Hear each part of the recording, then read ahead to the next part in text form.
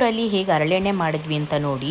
ದಿನಿ ಮನೆಯಿಂದ ಬೆಳಗಿನ ಜಾವನೇ ಎದ್ದು ಆಮೇಲೆ ಬಿಸಿಲು ಬಂದುಬಿಡುತ್ತೆ ಅಂತ ನಾನು ಮತ್ತು ದಿನಿ ತಲೆ ಮೇಲೆ ಅರ್ಧ ವಾಡೆ ಇಟ್ಕೊಂಡ. ನಾನು ದೊಡ್ಡ ತಪ್ಪಲೆ ಎತ್ಕೊಂಡು ನಡ್ಕೊಂಡು ಸಂತು ಮನೆ ಕಡೆ ಹೊರಟ್ವಿ. ಯಾಕಂದರೆ ಸಂತು ಮನೆ ಹತ್ರ ದೊಡ್ಡ ಜಾಗ ಇರೋದ್ರಿಂದ ಅಲ್ಲೇ ಮಾಡೋಣ ಅಂತ. ತೋಟದ ಕಡೆಯಿಂದ ಯಾಕೆ ಹೋದ್ವಿ ಅಂದರೆ ರೋಡ್ ಕಡೆಯಿಂದ ನಡ್ಕೊಂಡು ಹೋದರೆ ದೂರ ಆಗುತ್ತೆ ಅಂತ ತೋಟದ ಕಡೆಯಿಂದ ನಡ್ಕೊಂಡು ಬಂದ್ವಿ. ಬರ್ತಾ ದಾರಿಲಿ ಸಂತು ಹಾಗೆ ಸಿಕ್ತಾ, ಅವನಿಗೆ ಹಾಯ್ ಮಾಡಿ. ಇದು ಸಂತು ಮನೆ. ನಮ್ಮೂರಲ್ಲಿ ಸಂತು ಮನೆಯಿಂದ ಸ್ವಲ್ಪ ಮುಂದೆ ಹೋದರೆ ಅಲ್ಲಿ ಮುತ್ತರಾಯಪ್ಪನ ದೇವಸ್ಥಾನ ಇದೆ.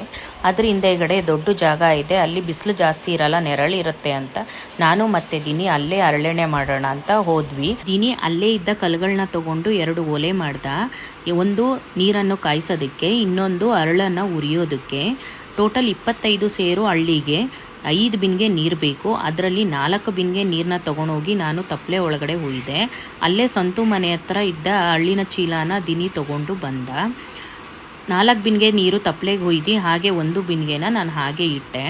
ಅದು ಕುದಿದು ಕಮ್ಮಿ ಆದಮೇಲೆ ಆಮೇಲೆ ಇನ್ನೊಂದು ಬಿನ್ಗೆ ಯೂಸ್ ಮಾಡ್ಕೊಬೇಕು. ವಾಡೆ ಅಂದರೆ ಅರ್ಧ ಮಡಿಕೆ ಹಳ್ಳನ್ನು ಹುರಿಯೋಕ್ಕೆ ಇಟ್ಕೊಂಡಿದ್ದೀವಲ್ಲ ಅದು. ದಿನಿ ಚೀಲದಲ್ಲಿದ್ದ ಸ್ವಲ್ಪ ಹರಳನ್ನೇ ತೊಗೊಂಡು ವಾಡೆಯಲ್ಲಿ ಹುರ್ಕೊಂಡು ಹಾಗೆ ಇನ್ನೊಂದು ತಪ್ಪಲೆಗೆ ಹಾಕೊತಿದ್ದ. ಇನ್ನೊಂದು ಕಡೆ ನಾನು ನೀರು ಚೆನ್ನಾಗಿ ಕುದೀಲಿ ಅಂತ ಒಲೆಗೆ ಸೌದೆ ಹಾಕ್ತಾಯಿದ್ದೆ. ಯಾಕಂದರೆ ನೀರು ಚೆನ್ನಾಗಿ ಕುದಿದಷ್ಟು ಹರಳೆಣ್ಣೆ ತುಂಬ ಚೆನ್ನಾಗಿ ಬರುತ್ತೆ. ಒಂದು ಕಡೆ ದಿನಿ ಹರಳ ಹುರಿತಾ ಇದ್ದ, ಇನ್ನೊಂದು ಕಡೆ ನಾನು ತೋಟದಲ್ಲಿ ಎಲ್ಲೆಲ್ಲಿ ಸೌದೆ ಇದೆ ಅದನ್ನೆಲ್ಲ ಹುಡ್ಕೊಂಡು ತಂದು ಒಲೆಯಲ್ಲಿ ಹಾಕಿ ನೀರು ಚೆನ್ನಾಗಿ ಕುದೀಲಿ ಅಂತ ಕಾಯಿಸ್ತಾ ಇದ್ದೆ. ಹರಳು ಉರಿಬೇಕಾದ್ರೆ ಸ್ವಲ್ಪ ಹರಳು ಚೆಲ್ಲೋಗಿತ್ತು. ನಾನು ಮತ್ತು ದಿನಿ ಸೇರಿಕೊಂಡು ಒಂದೊಂದೇ ಹುಷಾರಾಗಿ ತೊಗೊಂಡ್ವಿ. ಯಾಕಂದರೆ ಮರಳು ಮಿಕ್ಸ್ ಆಗಿಬಿಡುತ್ತೆ ಅಂತ ಎಲ್ಲ ನೀಟಾಗಿ ತೊಗೊಂಡು ಸಪ್ರೇಟ್ ಮಾಡಿ ತಪ್ಪಲೆಗೆ ಹಾಕಿದ್ವಿ. ಚೆನ್ನಾಗಿರೋದ್ರಿಂದ ಬೆಂಕಿ ಜೋರಾಗಿ ಹುರಿದು ನೀರು ಬೇಗ ಕಾಯ್ತು. ದಿನಿಯವ್ರ ಅಮ್ಮ ಹುರಿದಿರೋ ಹರಳನ್ನು ತಪ್ಪಲೆಯಿಂದ ಚೀಲಕ್ಕೆ ಹಾಕ್ಕೊಂಡು ಮಿಷಿನ್ಗೆ ಹಾಕ್ಸ್ಕೊ ಬರಬೇಕು ಅಂತ ಹೊರಟರು. ಜೊತೆಯಲ್ಲಿ ದಿನಿನೂ ಹೋದ. ಬೆಳಗ್ಗೆಯಿಂದ ಏನು ತಿಂದೇ ಇರೋದ್ರಿಂದ ದೋಸೆ ಮಾಡಿಕೊಂಡು ಅವನು ಅಲ್ಲೇ ತಿನ್ಕೊಂಡು ನನಗೆ ತೊಗೊಂಬಂದ. ನಾನು ಇಲ್ಲಿ ತಿಂದೆ. ಮತ್ತು ಸೀಗೆಕಾಯಿನ ಮಿಷಿನ್ ಮಾಡಿಸಿರೋ ಹರಳಿಗೆ ಹಾಕಿ ದೇವ್ರನ್ನ ಬೇಡ್ಕೊಂಡು 3 ಸತಿ ಕುದಿಯುವ ನೀರಿಗೆ ಹರಳನ್ನು ಹಾಕಿದ್ರು. ಮತ್ತು ಅವ್ರ ಅಮ್ಮ ಸೇರಿಕೊಂಡು ಪೂರ್ತಿ ಹರಳನ್ನು ಕುದಿಯುವ ನೀರಿನ ತಪ್ಪಲೆಗೆ ಚೀಲದಲ್ಲಿ ಸುರಿದ್ರು. ಏನು ಮಾಡಿದ್ವಿ ಅಂತ ನೆಕ್ಸ್ಟ್ ಪಾರ್ಟಲ್ಲಿ ನೋಡಿ. ಹರಳೆಣ್ಣೆ ನೆಕ್ಸ್ಟ್ ಪಾರ್ಟ್ ಇಲ್ಲಿಂದ ಸ್ಟಾರ್ಟ್. ಮಿಷಿನ್ಗೆ ಹಾಕ್ಸಿದ ಹರಳನ್ನು ಕುದಿಯುವ ನೀರಿಗೆ ಹಾಕಿದ್ಮೇಲೆ ಒಂದು ಕೋಲ್ ತೊಗೊಂಡು ಚೆನ್ನಾಗಿ ಅವಾಗವಾಗ ತಿರುಗಿಸ್ತಾ ಇರಬೇಕು, ಸ್ವಲ್ಪ ಹೊತ್ತು ಬಿಟ್ಟು. ದಿನಿಯವರಮ್ಮ ತಿರುಗಿಸ್ತಾ ಇದ್ರು. ಯಾಕಂದರೆ ಅದು ಹಾಗೆ ಬಿಟ್ಟರೆ ತಳ ಹಿಡಿಯುತ್ತೆ. ಎಣ್ಣೆ ಬೇಗ ಬರೋ ಹಾಗೆ ಕಾಣಿಸ್ತಾ ಇರಲಿಲ್ಲ. ಅದಕ್ಕೆ ಅಲ್ಲೇ ಇದ್ದ ಕಬ್ಬಣದ ಒಲೆ ತಂದು ಒಂದೇ ತಪ್ಪಲೆಯಲ್ಲಿ ಕಾಯಿಸಿದ್ರೆ ಆಗಲ್ಲ ಅಂತ 2 ಭಾಗ ಮಾಡಿಕೊಂಡು ಒಂದು ತಪ್ಪಲೆನ ಒಲೆ ಮೇಲೆ ಇಟ್ವಿ, ಇನ್ನೊಂದು ತಪ್ಪಲೆನ ಕಬ್ಬಣದ ಒಲೆ ಮೇಲೆ ಇಟ್ಟು ಕಾಯಿಸೋಕ್ಕೆ ಸ್ಟಾರ್ಟ್ ಮಾಡಿದ್ವಿ. ತೋಟದಲ್ಲಿ ತಂಪಾಗಿತ್ತು ಅಂತ ಸಮೃದ್ಧ ಅವನ ಪಾಡಗವನು ಆಟ ಆಡ್ಕೊಂಡು ನೆರಳಲ್ಲಿ ಕೂತಿದ್ದ. ಆಂಟಿ ಕಬ್ಬಣದ ಒಲೆ ಹಚ್ಚೋಕ್ಕೆ ಅಂತ ಗರಿಯಿಂದ ಬೆಂಕಿ ಹಚ್ಕೊಂಬಂದು ಇಟ್ಟರು. ಆಮೇಲೆ ನಾನು ದಿನಿ ಸೌದೆಗಳನ್ನ ತಂದು ಹಾಕಿದ್ವಿ.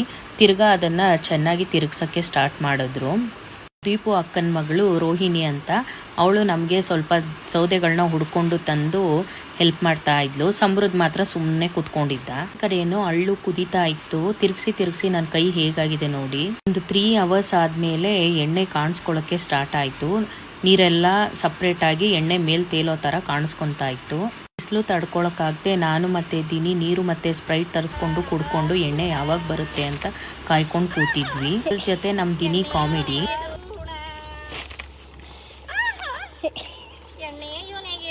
ಟೋಟಲ್ ಒಂದು 4 ಅವರ್ಸ್ ಆದಮೇಲೆ ಎಣ್ಣೆ ಸಪ್ರೇಟ್ ಆಯಿತು. ಅದನ್ನು ಒಂದು ಚಿಕ್ಕ ತಪ್ಪಲೆಗೆ ಸಪ್ರೇಟಾಗಿ ಸೋಸ್ಕೊಂಡ್ವಿ.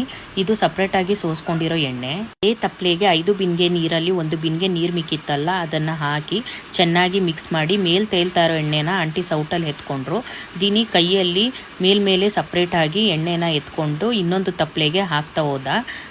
ಮೇಲೆ 2 ಚಿಕ್ಕ ತಪ್ಪಲೆಯಲ್ಲಿ ಎಣ್ಣೆ ಎತ್ಕೊಂಡಿದ್ವಲ್ಲ ಅದನ್ನು ಬೆಂಕಿ ಇತ್ತಲ್ಲ ಅದನ್ನು ಆರಿಸಿ ಅದೇ ಕೆಂಡದಲ್ಲಿ ಕುದಿಯೋಕ್ಕೆ ಇಟ್ಟರು. 2 ಕಡೆ ಆ ಕೆಂಡದಲ್ಲೇ ಅದು ಕುದಿದು ಆ ನೊರೆ ಎಲ್ಲ ಹೋಗಿ ಎಣ್ಣೆ ಬರಬೇಕು. ಎಣ್ಣೆ ಎಲ್ಲ ಎತ್ಕೊಂಡ್ಮೇಲೆ ಮಿಕ್ಕಿದ ಹರಳು ವೇಸ್ಟ್ನ ಚೆಲ್ಬಿಡಬೇಕು. ಈ ಕೊನೆಗೆ ನೊರೆ ಎಲ್ಲ ಹೋಗಿ ಹೀಗೆ ಹರಳೆಣ್ಣೆ ತಯಾರಾಯಿತು. ಕಾಫಿ ಸೋಸೋದ್ರಿಂದ ಹರಳೆಣ್ಣೆ ಸೋಸಿ ಕ್ಯಾನಲ್ಲಿ ಹಾಕ್ತಾ, ಯಾಕಂದರೆ ಏನಾದ್ರು ಗಲೀಜಿದ್ರೆ ಸಪ್ರೇಟ್ ಆಗಲಿ ಅಂತ. ಹೀಗೆ ನಮ್ಮ